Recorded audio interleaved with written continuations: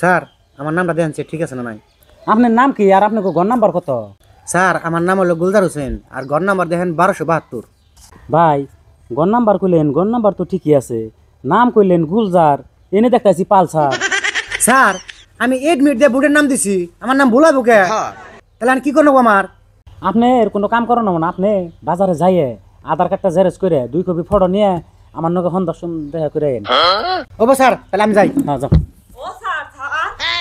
ও sir দেখেন নামাইছি নি আমার নামটা দেখেন ভালো করে চেক করে। আমারটাও দেখুন যে একটু পুলাহান থইছি হারাহারি। রো না তো হাল্লা করুন কে, বহুন সুস্থিরালে দেহি। তাহলে আপনার নাম কোন? পিঙ্কি খাতুন। আপনারটা ঠিকই আছে, তাহলে ভাই তো আপনার নাম কি? দেলোয়ারা।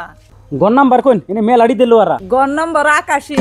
81, এটা বুঝছি ঠিকই আছে, কিন্তু আপনার না বয়সের মধ্যে প্রবলেম আছে। বয়সের মধ্যে কি প্রবলেম আবার? আমার বয়স হলো 32 বছর। হেই না, এনে না লেখা দেখতেছি আপনার 125 বছর। তাহলে স্যার এখন ভুলের সংশোধন এটা কেবা করে করবেন? আপনি আধার কার্ডের ফটোটা দেন, আর আপনি 2 কপি ফটো দেন, আর 500 টাকা দেন। আমি এখন ঠিক করে দিতেছি। কে পয়সা দিম কে? এটা আবার এনে কেমন কথা কোন? সরকার এনে নাকি আনে খরচা দে নাই, আর আঙ্গ খুব একটা বিয়া লুহিড়াই তো একটা হনে না। আমি ফোন করে শুনলাম, খারাপ আমি এনে মানুষের কাছে কইতেছি।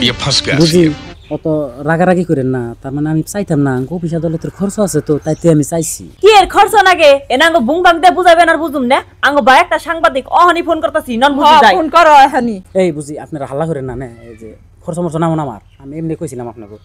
আপনারা দুজনে না এই যে কাম করেনছে, এই যে 500 টাকা নিয়ে যান, চা পানি খাইন, ধরেন ধরেন ধন ধন ধন, আমি ফ্রিতে ঠিক করে দেব।